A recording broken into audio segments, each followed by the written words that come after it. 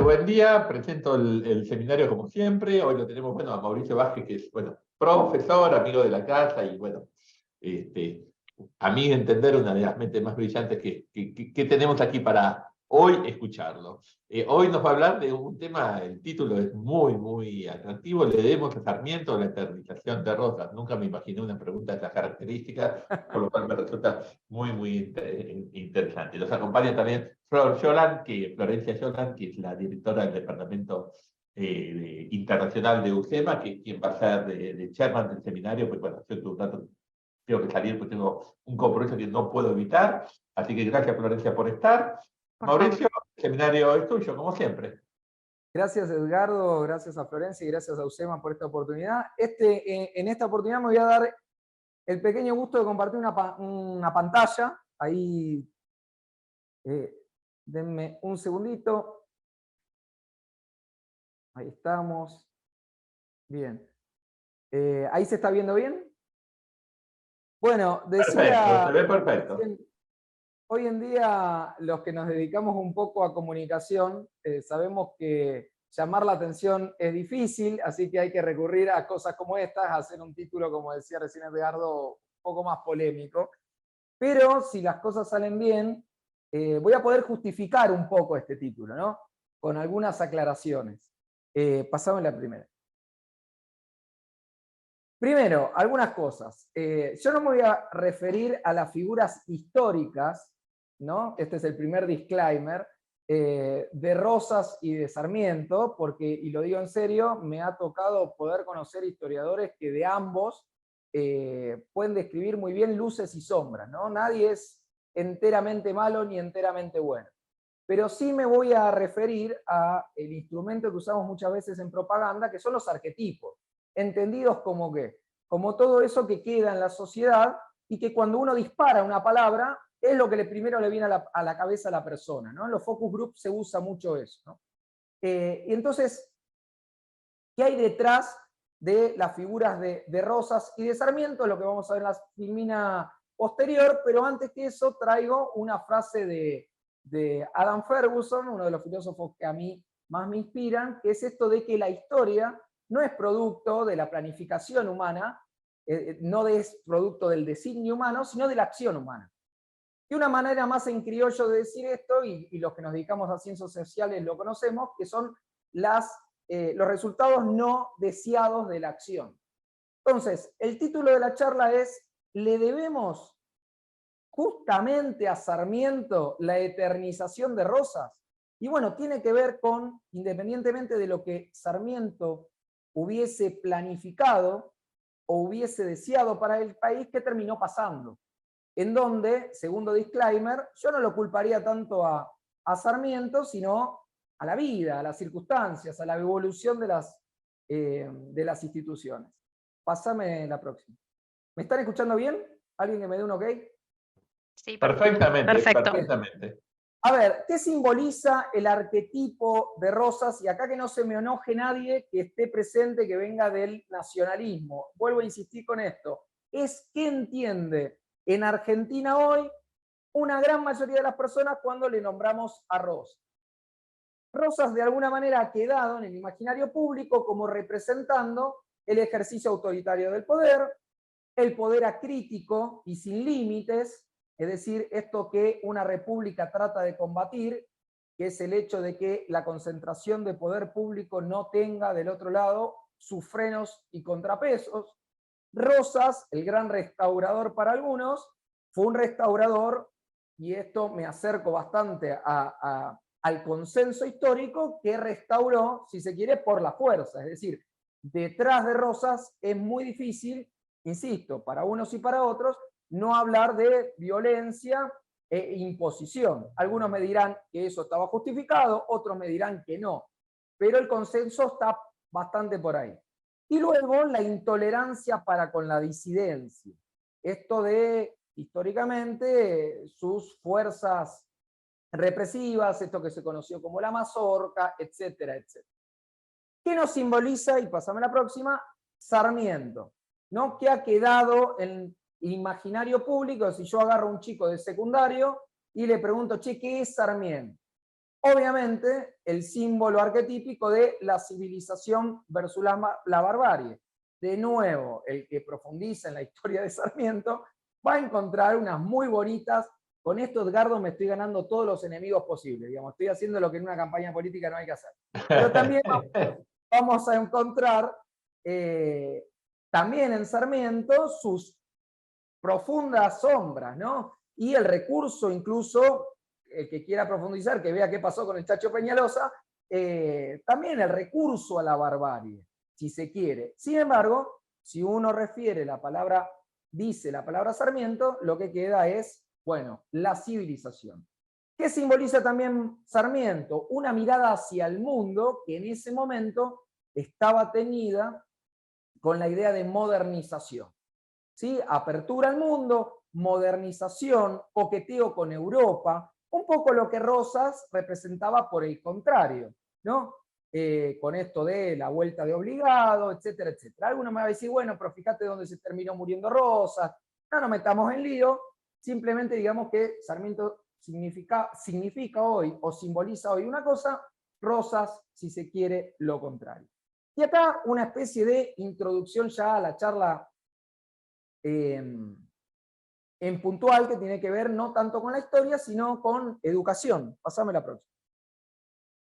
¿Qué intentó o qué intentaba Sarmiento con su escuela? De alguna manera, y acá viene una discusión con Alberdi, sobre la que voy a caer después, sobre la que voy a volver después, lo que intentaba Sarmiento con su escuela es impedir que Rosas, o el arquetipo de Rosas, se prolongase en el tiempo, es decir, formar un ciudadano, y esto es casi textual de Sarmiento, formar un ciudadano ilustrado que de alguna manera aprendiese a convivir en un contexto, o a vivir, o a desarrollarse en un contexto particular que es el de el republicanismo.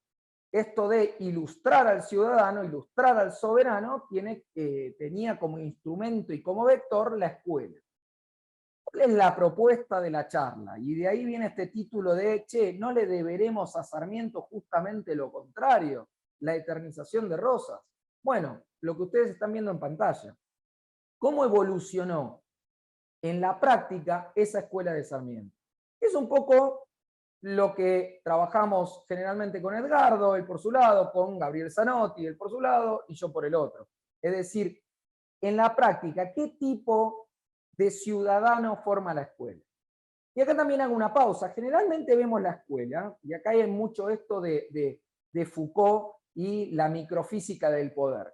Nosotros vemos la escuela, por lo general, como ese vector de instrucción, de capacitación, de brindar al alumno contenidos que lo forman, y después viene la vieja discusión histórica, si para la vida comunitaria o si lo forma para el mundo del trabajo. Ahora con lo de Alberdi vamos a volver un poco a eso.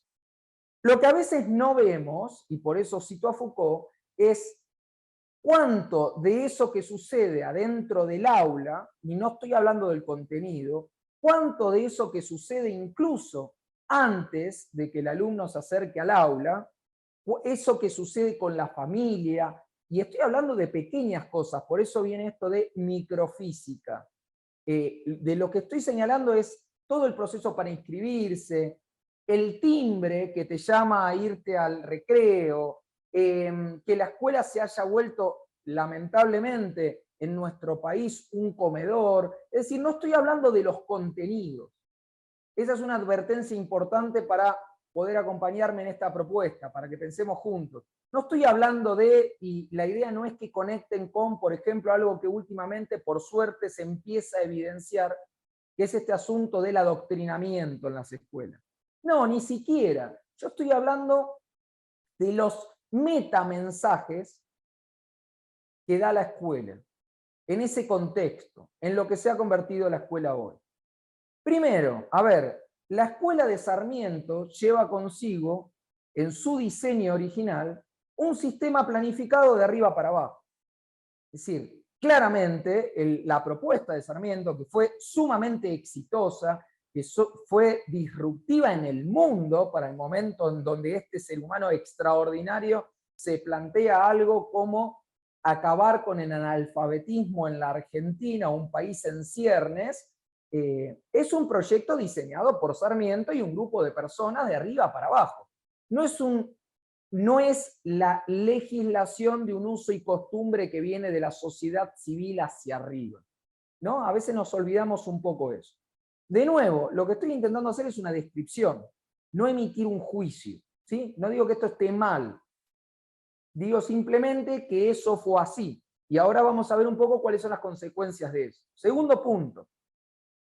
La escuela, y esto se ve muchísimo hoy, vuelvo a citar a Gabriel Zanotti, que lo suele señalar, también lo hace Edgardo, la escuela hoy ocupa un lugar en la sociedad que no es el mismo que ha ocupado con Sarmiento, pero que ya en esos orígenes, en esa protogénesis, ya estaba la escuela con la pretensión de ocupar el rol que tiene hoy. ¿Y qué rol tiene la escuela hoy?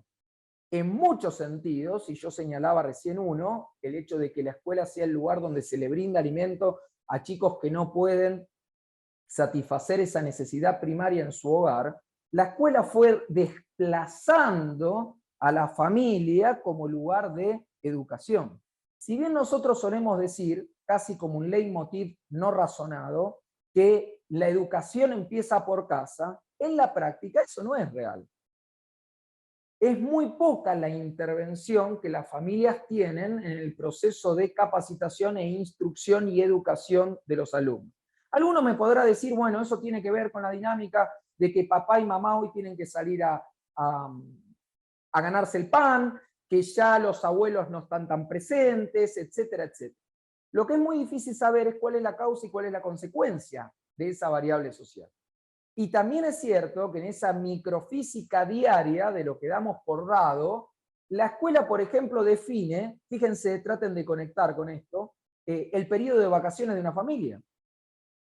Cuando una familia va a planificar cuándo sale de vacaciones, lo primero que mira es cuando empiezan las clases. Y alguno me puede decir, sí, eso es así. Bueno, la gran propuesta es a preguntarnos si eso debe o no debe ser así. Ahora, de lo que se puede extraer de eso es que, sin lugar a duda, la escuela, y algunos incluso intelectuales de Argentina esto lo celebran, ¿no? Yo tengo un poco más de dudas, la escuela ha sido como un centro de sociabilización que ha desplazado a otros. Por ejemplo, ¿a qué? Clubes, fundaciones, organismos de la sociedad civil, etcétera, etcétera. En la escuela tiende a ocurrir todo lo que tiene que ver con los niños.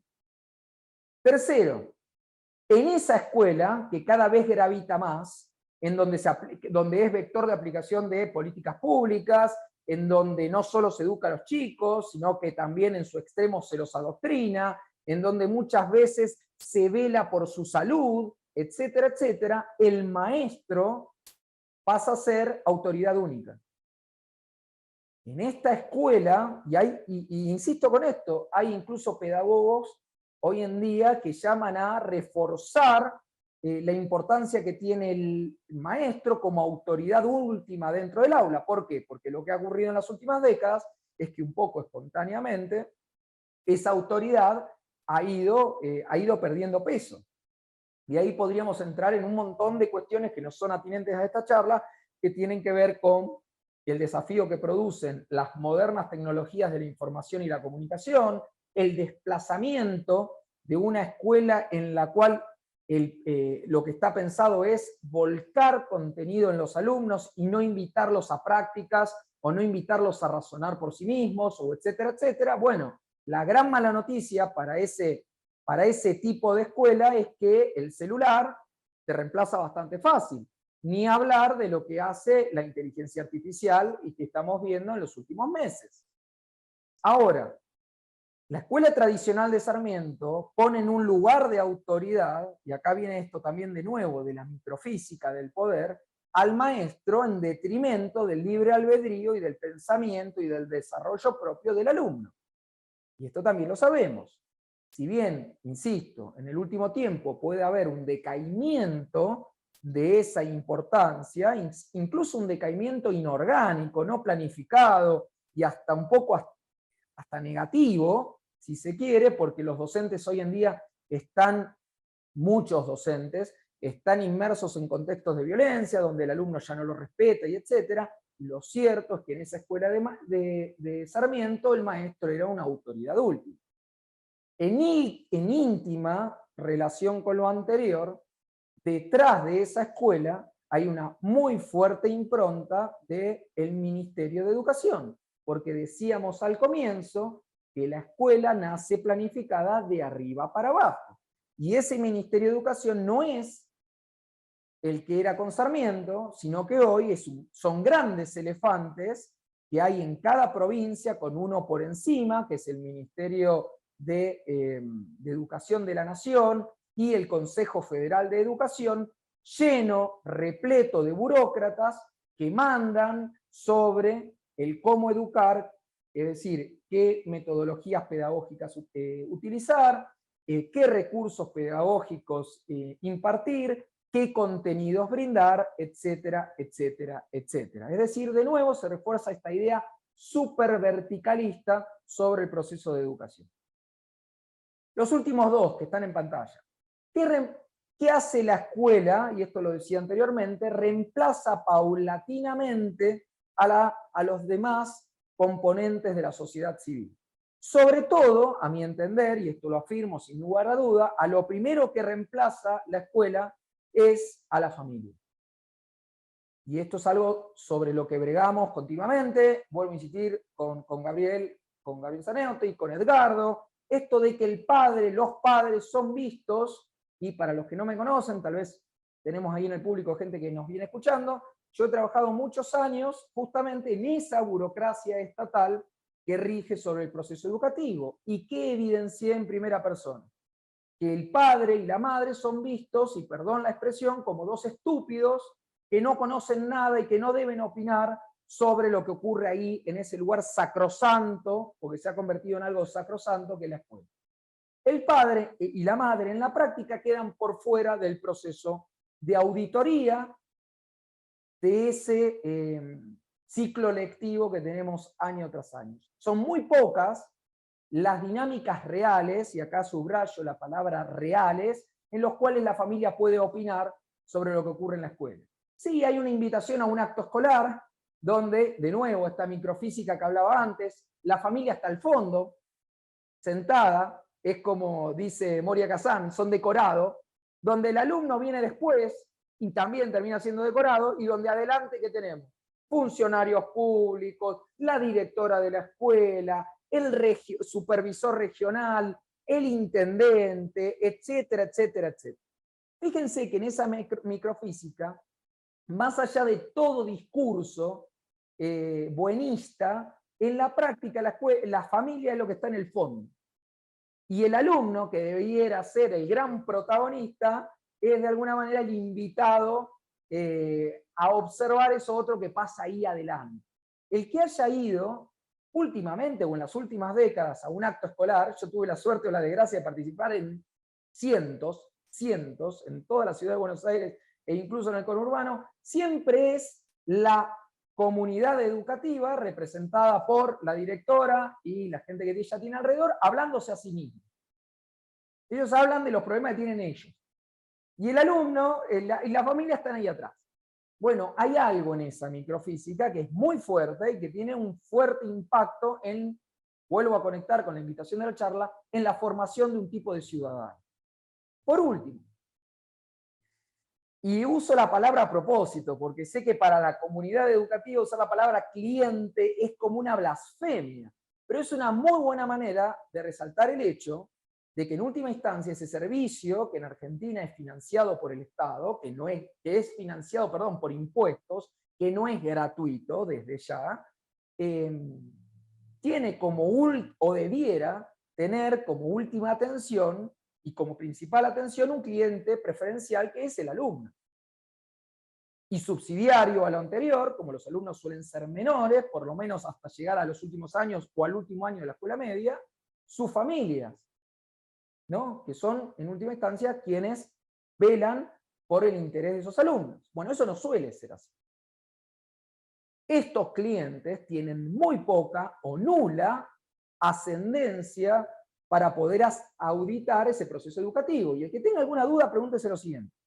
Nosotros tenemos un sistema educativo en Argentina, que como acaba de describir Edgardo hace muy pocas horas en Infobae, para 6 de cada 10 chicos ni siquiera le brinda lo mínimo que es capacidad lectocomprensiva, o dicho en criollo, no saben leer.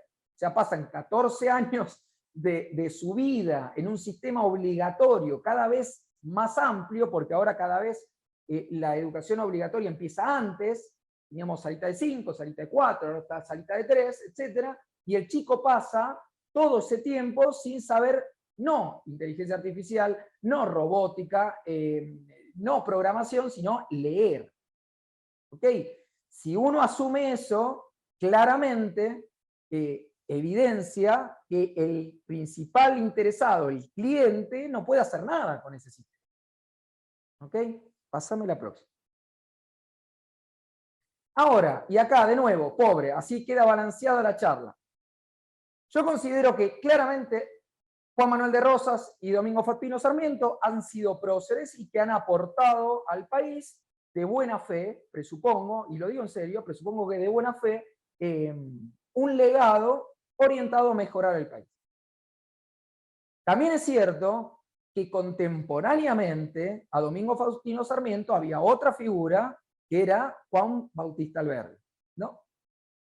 Y tenemos algo privilegiado para los que vivimos hoy en 2023, que es el hecho de poder rastrear con muchísima precisión aquellos puntos que Juan Bautista Alberdi, a mi entender, una de las mentes más brillantes de Iberoamérica, no solo de Argentina, un sujeto que, como solemos hacer los argentinos con nuestros grandes héroes, despreciamos, y digo Borges, digo Messi hasta hace 2 días cuando levantó la copa, digo Alberdi, que a mi entender es el Messi de las ideas nacionales.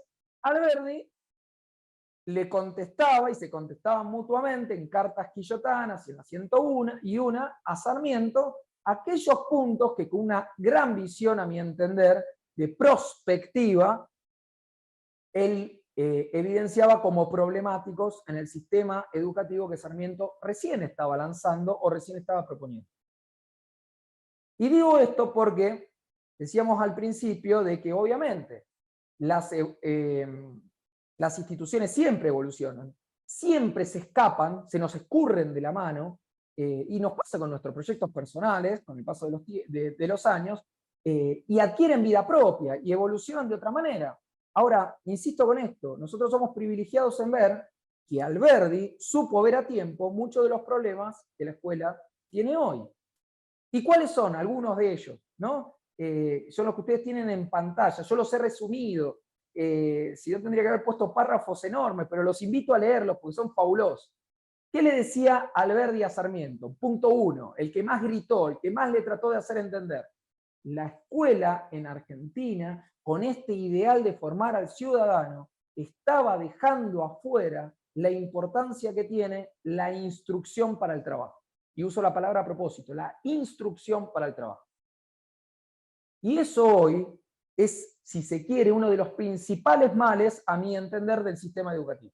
Hay una enorme escisión entre esa artificialidad total que se inventa la comunidad educativa, esos edificios enormes, vetustos, llenos de humedad, de oscuridad, de ritmos propios de la era industrial, donde a tal hora toca un timbre y salimos al recreo y volvemos a sentarnos en un banquito, que además, para el que le interese la pedagogía, son absolutamente contrapedagógicos o antipedagógicos a partir de todo lo que sabemos hoy de neurología y de neurología cognitiva. O sea, agarrar a un niño en la etapa donde está intentando tocar cosas y aprender a través de la movilidad cinética y de la inteligencia cinética y ponerlo quieto en un banquito y levantarlo en un momento y sentarlo en otro, lo estás destrozando cognitivamente. Y de eso hay un montón de evidencia y la escuela todavía no se adapta a eso. ¿Ok?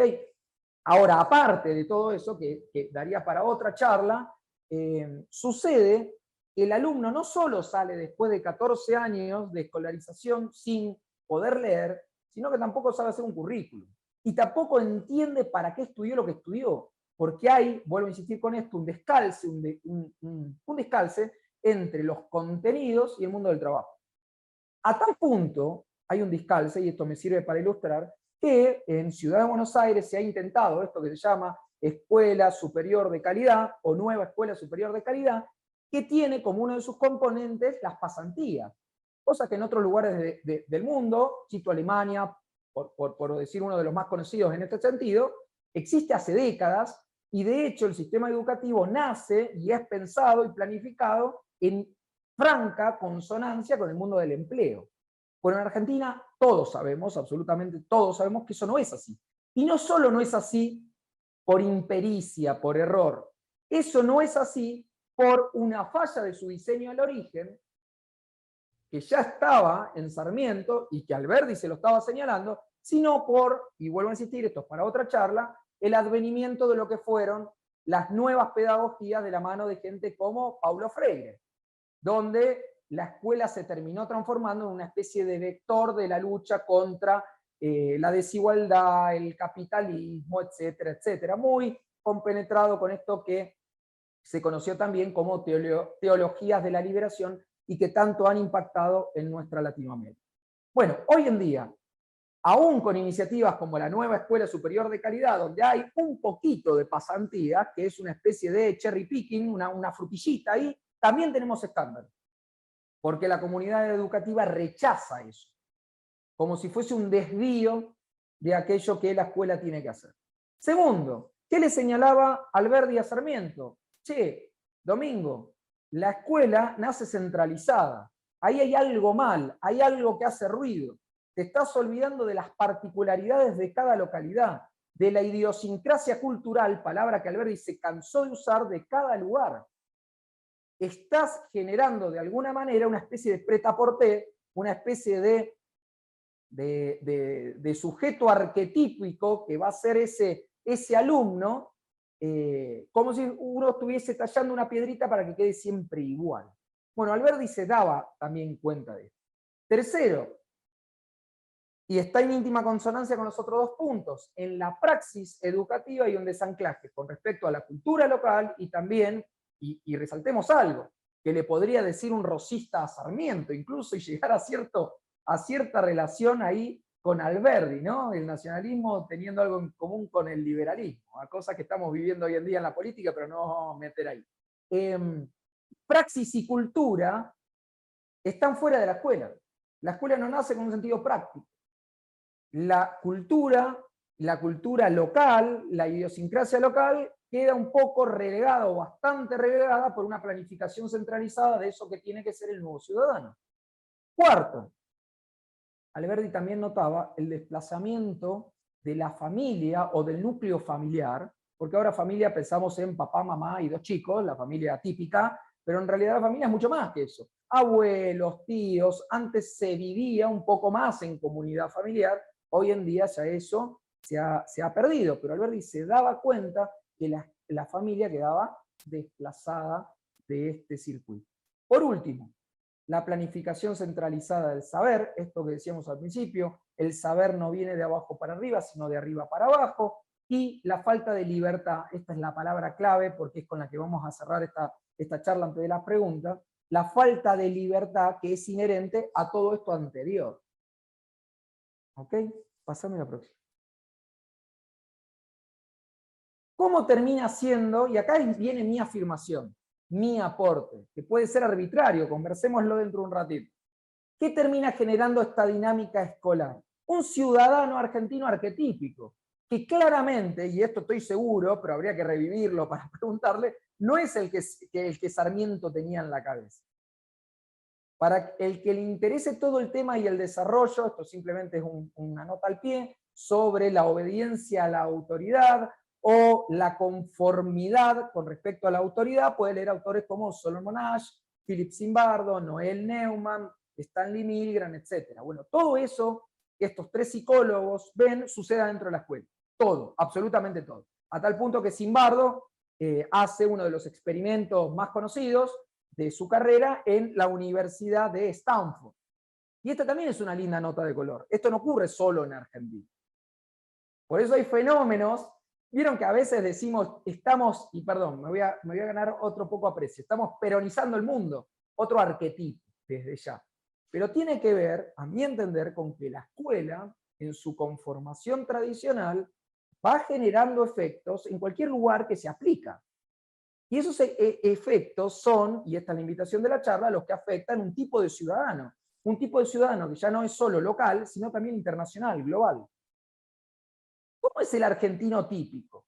Y cuando digo esto los voy a invitar a pasar por el cuerpo, esto viene del coaching, o sea, traten de conectar acá, sobre todo, con lo que voy a decir. Nosotros tenemos enormes cuotas de corrupción, arbitrariedad absoluta del poder, funcionarios que llegan en autos con custodia, con una parafernalia que casi los convierte en señores feudales. Hemos pasado por infinidad de crisis económicas en las que nuestras propias familias han sido destruidas. En mi caso en particular, mi padre se fue de esta Argentina en el año 89 por la hiperinflación. La consecuencia directa de eso es que yo me he criado sin un padre. Y etcétera, etcétera. ¿Cuántas historias así hay en Argentina? ¿Y cómo reaccionamos frente al poder? Y no me digan el 2001, porque si vamos a los libros de Reato, yo lo viví un poco en persona eso, pero también es para otra charla, el 2001 tiene mucho de planificado por ese propio establishment del poder. Ahora, comparemos con lo que ocurre en otros países de la región. El argentino es sumamente obediente, profundamente obediente y manso. Segundo, es un argentino bastante descivilizado. Nosotros somos violentos entre nosotros. No es normal en cualquier país del mundo pararse en una esquina y escuchar los insultos que nos prodigamos unos a otros.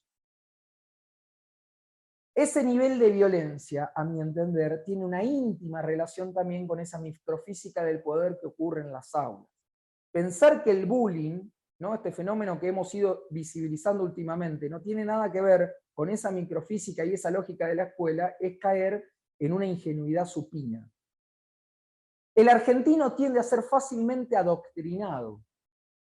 Y fíjense, y esto lo decía el otro día en otra charla, los años que hemos sostenido en detrimento de nuestros vecinos regionales, no estoy hablando de Noruega, no estoy hablando de Finlandia, estoy hablando de Chile, Brasil, Uruguay, Paraguay. Fíjense los años que nosotros hemos mantenido un problema como la inflación, porque al día de hoy hay un montón de gente que sigue repitiendo que la emisión no produce inflación, o que los precios aumentan porque el supermercadista Coto se le ocurre. Eso es claramente una tendencia natural a ser adoctrinado y a no razonar por sí mismo y a no buscar conocimiento por sí mismo. En íntima consonancia con el punto que viene posterior. Nos criamos, nos desarrollamos en Argentina sin espíritu crítico. Así nos hemos comprado, y perdón que recurra al criollo, todos los buzones posibles de todos los diferentes gobiernos en los últimos 100 años. Otra cosa que habla otro interesante pensador de la educación, que es Hugo Landolfi.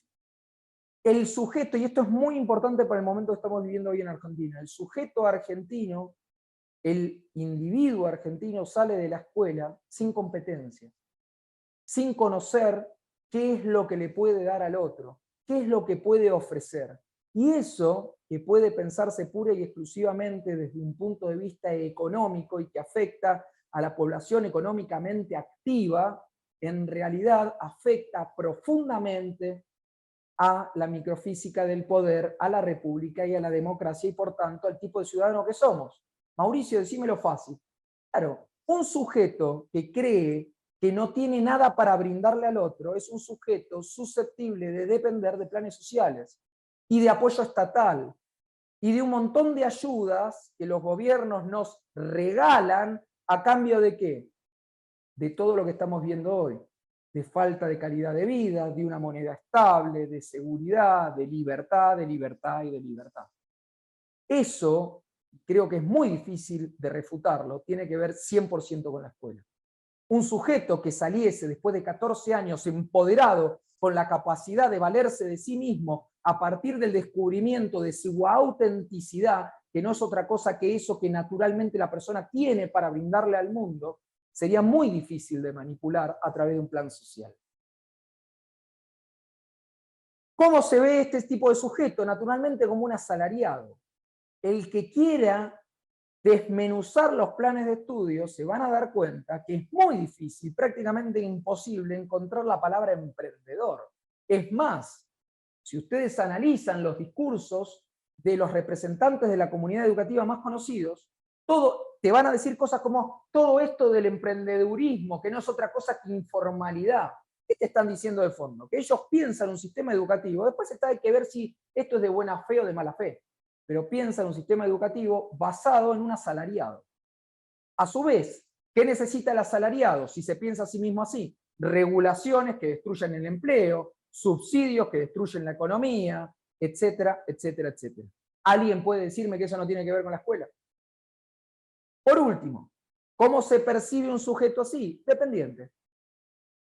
Absolutamente dependiente de un tipo de político que no es otro que el político carismático, que el político que viene a redimirnos una y otra vez lo mismo, es el tipo de político que el argentino vota. Un tipo de político que, lejos de estar detrás de un partido, crea movimientos que llevan su nombre. Y fíjense que yo no estoy hablando solo de Perón. ¿Acaso Irigoyen no era similar? Perón, Alfonsín, que creó el alfonsinismo, Macri, que creó el macrismo, Kirchner, que creó el kirchnerismo, etcétera, etcétera, etcétera. Alguno me puede decir que en las últimas horas estamos saliendo de eso. Ojalá, pero hasta acá no ha sido así. La última, por favor. Por último, ¿qué sistema político derivan? Y fíjense que fue toda una charla que marca una lógica. ¿Qué tipo de sistema político tenemos? A mi entender, justamente ese que Sarmiento, por estas paradojas de la vida, por ahí hay un tuitero que suele decir, el invento revienta al inventor. Bueno, se aplica acá. ¿Qué sistema político tenemos? Justamente que Sarmiento quería evitar. ¿No? Que ese es un poco el argumento de la charla. Habría que haberlo escuchado un poco, es un contrafáctico. Habría que haberlo escuchado un poquito más a Alberdi. Tal vez estamos ahora en una oportunidad histórica de escucharlo a Alberdi. Esa es la buena noticia. A eso voy con lo último. Pero ¿qué tipo de sistema político tenemos? Uno donde se ejerce autoritariamente el poder. Y fíjense, voy a otro detalle de la microfísica. Cualquiera de los que me estén escuchando y haya hecho un trámite en el gobierno, sabe que el burócrata que está del otro lado nos ve a nosotros como proveedores de servicio de él, por usar terminología moderna de políticas públicas. O dicho de otra manera, nos ve como un súbdito de él. El burócrata no se piensa a sí mismo como alguien que brinda un servicio. Se piensa, lo sepa o no, como un representante de un señor feudal que de alguna manera es ungido por una especie de mandato sacrosanto para mandarnos a nosotros. Y alguno estará pensando en la AFIP, pero no es solo en la AFIP, es todos los organismos de gobierno en donde uno entra en contacto.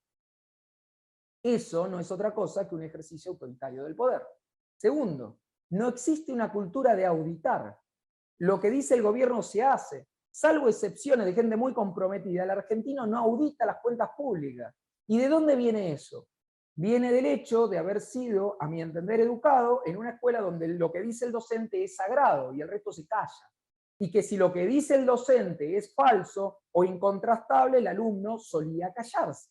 Alguno me puede decir de nuevo, eso está cambiando. Sí, está cambiando, a la fuerza, e incluso de una manera violenta dentro de las aulas. Tercero, tenemos un sistema político donde se acepta críticamente, y perdón la expresión, cualquier tontería emanada del poder. Recuerden esto de, no sé, la diabetes es una enfermedad de los ricos, hay que comer chancho porque ayuda a las relaciones sexuales, pero pueden buscar tonterías de todo tipo, la emisión no genera inflación, etc. De nuevo, eso tiene que ver con un sujeto que aprende durante 14 años de su vida a quedarse callado y a aceptar y a repetir eso que tiene ahí adelante. Donde la participación es poca, tenemos un sistema político donde la participación es poca y la pasividad mucha. Que nos enseña un sistema donde yo llego y me tengo que quedar sentado así, donde X cantidad de horas por día. Donde impera el poder acrítico y sin límites, en relación con lo anterior. Donde se vive imposición y violencia. Muchos de nosotros hemos vivido bullying adentro de la escuela, no de nuestros compañeros, sino de los docentes, directivos, donde si aparece una persona crítica, es de alguna manera rápidamente castigada. Y es más, hemos llegado a un sistema educativo en el cual se castiga a aquellos que se destacan. E incluso se los castiga con violencia. ¿Cuántos chicos son tajeados? Pongan en el diario, ahora. Contrasten lo que estoy diciendo con las notas. ¿Cuántos chicos son perseguidos y tajeados porque se destacaron en un examen? Imagínense si ese chico después se va a parar, como dicen en el conurbano, se va a parar de mano frente al poder. Claramente no. Y por último, donde la democracia se ejerce desde el autoritarismo y donde rige la intolerancia con la disidencia. Fíjense que si yo agarrase esta filmina y la llevase a ese arquetipo de Rosas, tendríamos un sistema político que refleja mucho más el arquetipo de Rosas que ese arquetipo que proponía o intentaba lograr Sarmiento. La última. Lo que nos queda por delante, y ahí te invito, Florencia, ya si querés aparecer y moderar las preguntas, es ¿qué opciones hay? ¿Qué podemos hacer para contrastar esto, para combatir esto, para hacer otra cosa con esto? Bueno, los invito a preguntar y a partir de ahí les puedo decir algunas ideas que tengo yo, que no son las suyas.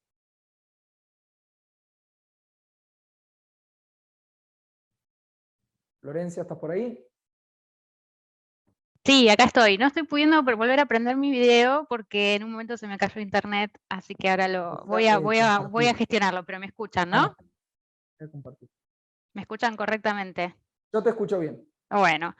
Bueno, muchísimas gracias, Mauricio. Realmente apasionante el tema y las ideas que venís a compartir hoy con nosotros, revisando un poco cuestiones que incluso en nuestra propia historia nacional nos remiten a distintas conflictividades que todos hemos vivido en carne propia de un modo u otro.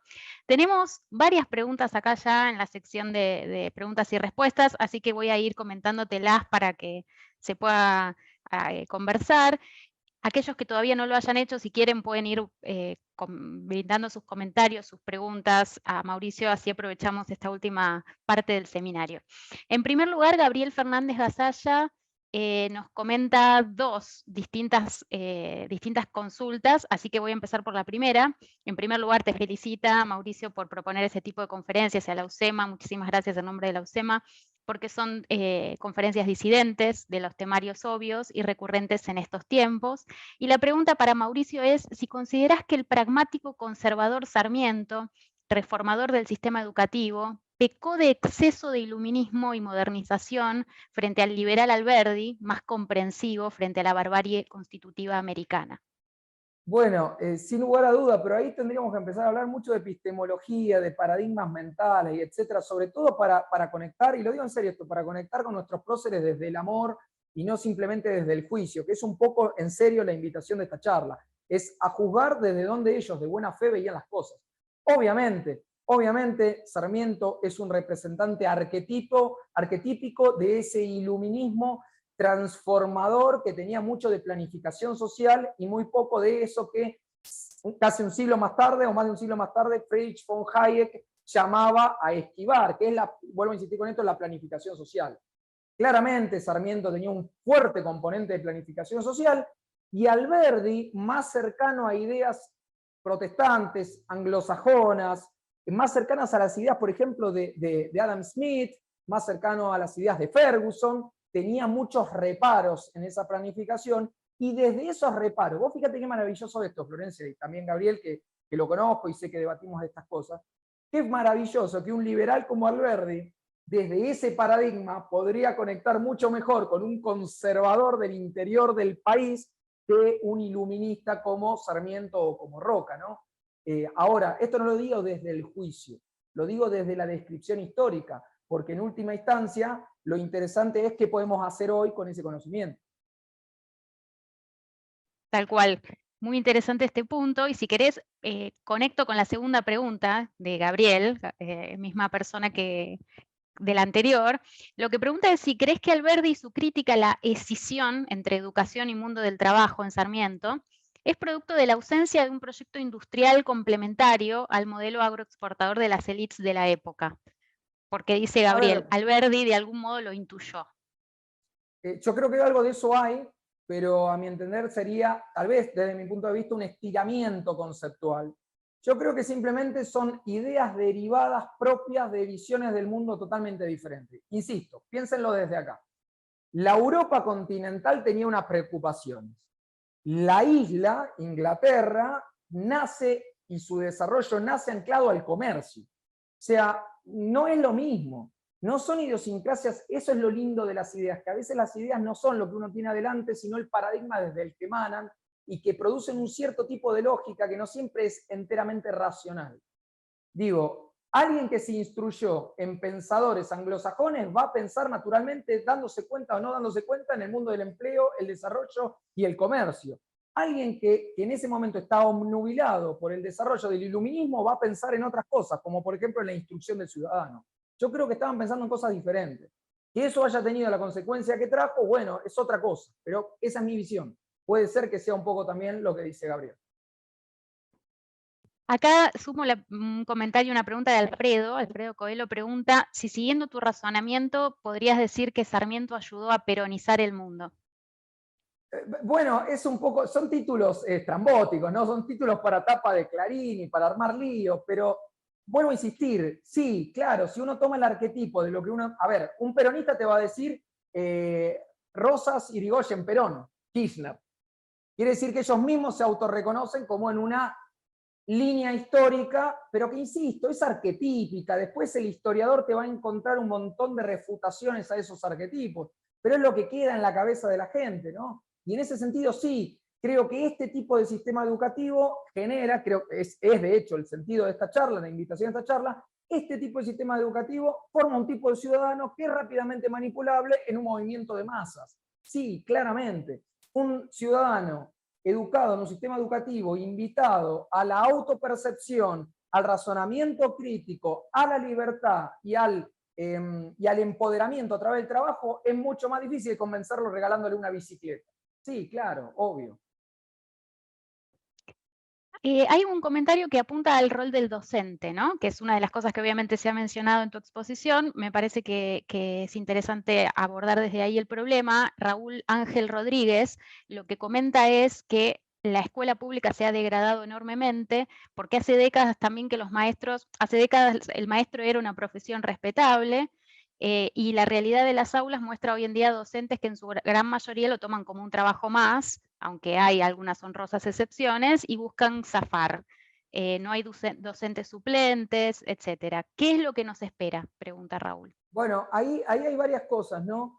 Yo siempre trato de proponer análisis sistémicos. Es decir, lo que describe esta persona es exacto, totalmente de acuerdo. Y eso tiene muchísimo que ver en esa microfísica del poder de la comunidad educativa con la formación de los docentes.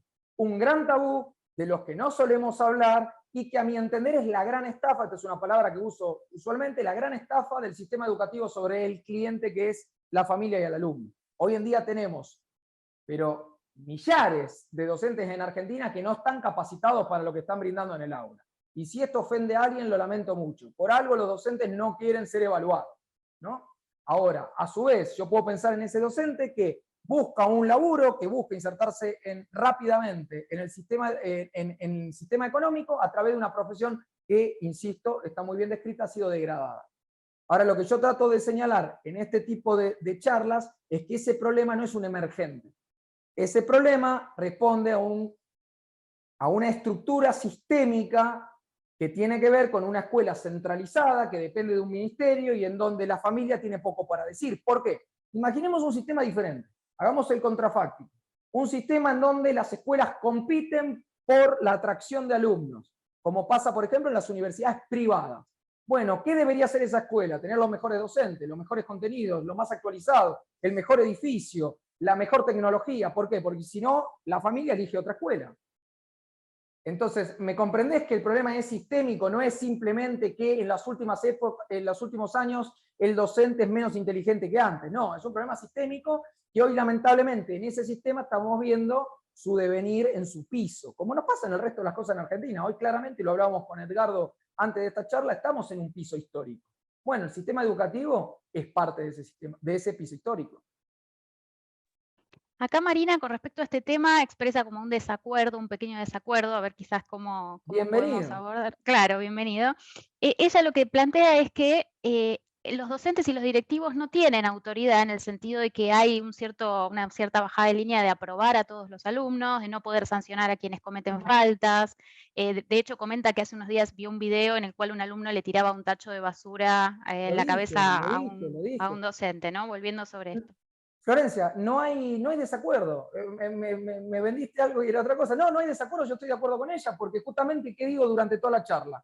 Esto responde a un sistema centralizado de arriba para abajo, en donde, y me voy a poner un poco más técnico, el director de una escuela no puede presentar su proyecto institucional, su proyecto educativo institucional, el PEI, libre de un montón de burócratas que están tomando café a la mañana en un ministerio que está a kilómetros de distancia de la localidad donde se está dando clase. Entonces, obviamente, no hay esa localía. Vuelvo a insistir que Alberdi ya le señalaba a Sarmiento. Hay un sistema centralizado en donde el docente queda a la buena de Dios con un montón de directivas estúpidas, porque las he visto, impracticables, ¿y qué produce eso? Desazón. Ojo, que no se entienda mal, y esto, los que me conocen saben que yo no tengo mucho prurito en hablar a calzón quitado y ganarme todas las antipatías que hagan falta para cambiar un país que amo y que hoy no es lo que a mí me gusta, ¿no? Ahora, yo no le he hecho la culpa directa al docente, nunca en mis charlas, nunca. Porque estoy seguro que esa misma gente en un sistema diferente, obviamente, muchos no hubieran entrado nunca si la barrera fuese más alta. Pero hoy tendríamos adentro de las aulas un montón de gente comprometida que ama esto que haces vos, que hago yo, que dar clase, y que lo harían desde otro lugar. Ahora, el problema, vuelvo a insistir con lo que le contestaba a la persona que preguntó antes, no es de coyuntura, el problema es estructural. Y en eso coincido con lo que acaba de decir la persona. Una pregunta acá de Eliseo Bottini con respecto a particularmente lo que fue aquella época, en el momento en el que había que emprender el alfabetismo y demás. ¿No crees que hubo una obsesión por el alfabetismo incluso en aquella época, ya no solo de Sarmiento, sino de todas esas reformas educativas que se venían llevando a cabo en la Europa del siglo XIX? El mundo tuvo a lo largo de la historia mentes brillantes y no hacía falta saber leer y escribir masivamente. ¿O acaso para cosechar y educar dentro de la familia hacía falta saber escribir? Interesante Bueno, pregunta. ahí hubo un par de pinceladas de temas distintos. Hay una vieja discusión de los pedagogos nacionales, historiadores en pedagogía, si Alberdi era elitista y Sarmiento popular o no. Es como una resignificación de Sarmiento por parte de la izquierda, ¿no? No me voy a meter en ese lío, algo de eso hay, pero también tomo esto que decía Bottini, creo que era el apellido de la persona. Sí, obviamente, a ver, lo decíamos con la pregunta de Gabriel Gasalla, el iluminismo es eso. Es primero aprendamos a leer y a escribir, etc. Eso puede ser bueno o malo. Yo creo que es bueno, y en esto me remonto a Maquiavelo. Maquiavelo no escribe su obra en latín, lo escribe en lengua vernácula, y desde ahí, ¿qué extrapolamos? Que Alberti que Maquiavelo le está escribiendo al pueblo, y para mí eso está bueno. Que el pueblo pueda entender aquello que está ocurriendo está bueno, que pueda saber de qué se trata está bueno. Ahora, sí es verdad que hay un sobrepeso de eso en detrimento de aprender a laburar. Y ese detrimento genera en la dinámica, yo traté de hacer una charla y cumplí como todos los años en 45 minutos exactos, me quedé esa cosa de formación. Pero una persona que sale del sistema educativo hoy y que aprendió a duras penas a leer y 4 o 5 tonterías más, y digo tonterías a propósito para que nos despertemos y vayamos al manual de nuestros hijos y leamos las tonterías que se pasan leyendo, cosas vetustas, desactualizadas, inútiles, con una ideología de fondo, etc. Sale creyendo que tiene derechos. Y creo que es de fondo lo que está en la pregunta también de Bottini.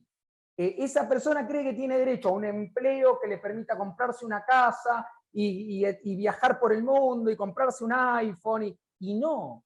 ¿Por qué? Porque lo que le puede brindar al mercado es 0 o 0,1.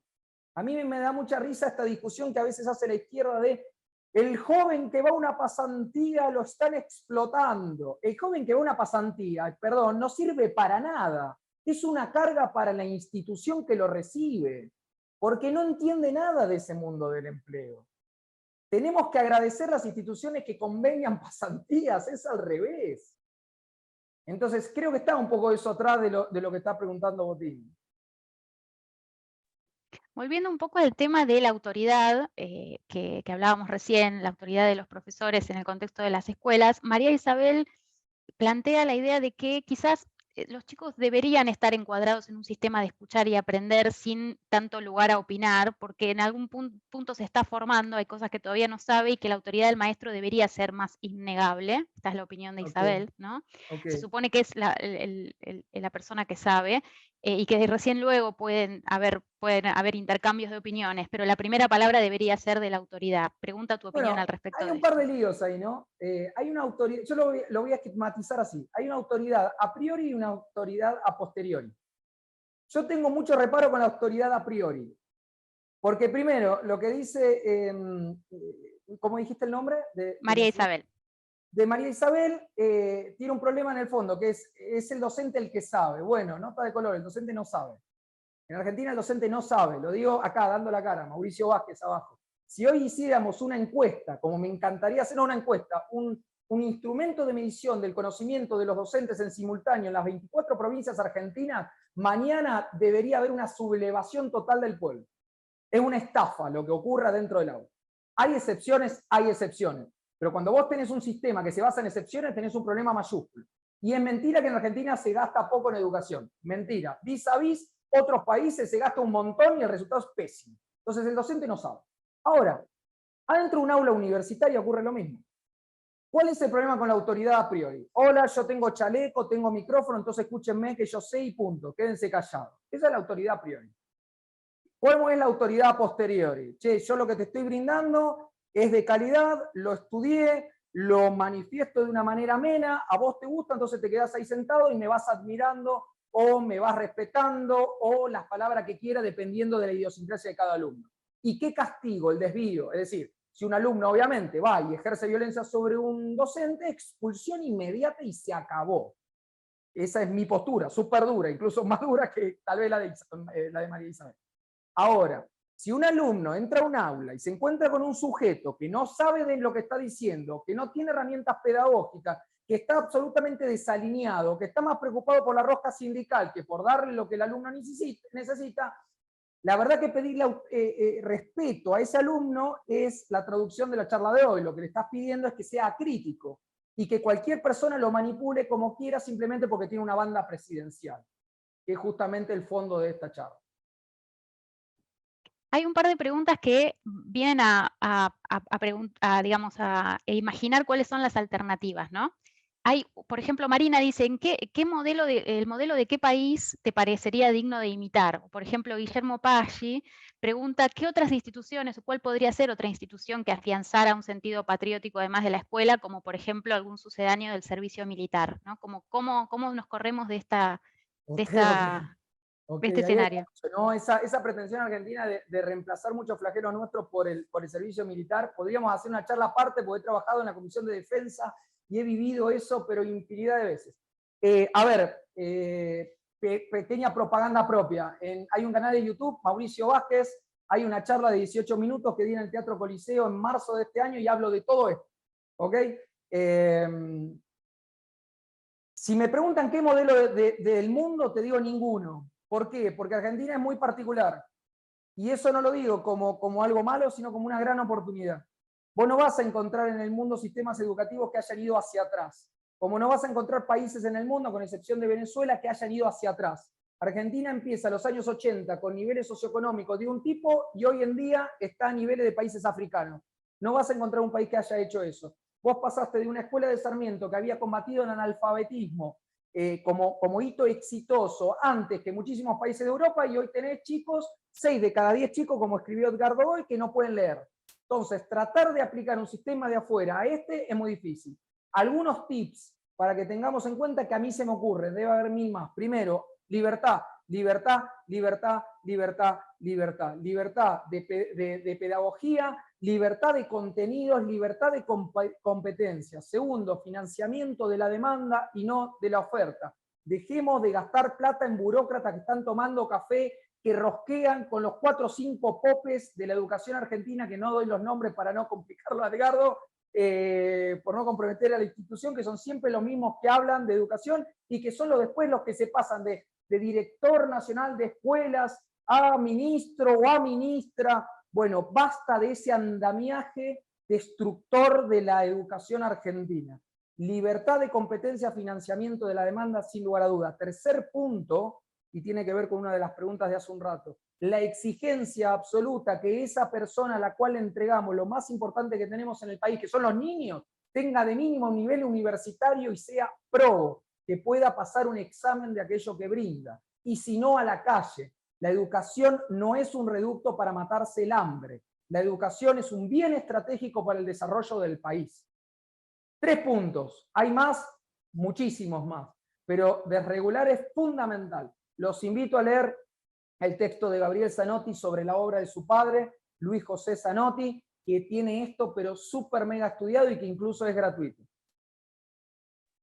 Bueno, así que propongo ir cerrando el seminario. La mayoría de las consultas las hemos podido expresar. Quizás este comentario final me gusta para cerrar, de Gabriel Fernández de Azaya, que dice: Perón escribió y habló elogiosamente de Alberdi. Un gran filósofo peronista, Silvio Maresca, solía decir que Alberdi era el gran pensador nacional. En el pensamiento se suelen saldar las grietas, mejor que en la política. La educación crítica y valorizante del individuo argentino puede colaborar y mucho. No podría agregar más nada, simplemente gracias a vos, Florencia, gracias a Usema, gracias a Edgardo, gracias por esta oportunidad de poder mostrar lo que pienso, más allá de las consecuencias que trae. Lo mismo, Mauricio, muchísimas gracias. Excelente la exposición. Muchas gracias a todos los que concurrieron por sus comentarios, sus consultas. Enriquece muchísimo este espacio. Así que los invitamos a seguir la agenda de seminarios de libertad educativa del Friedman Hayek Center de la UCEMA, y a todos los seminarios de la UCEMA en general los seguimos invitando a que compartan con nosotros estos tan valiosos espacios. Gracias, Mauricio. Gracias a todos. Que tengan una linda tarde.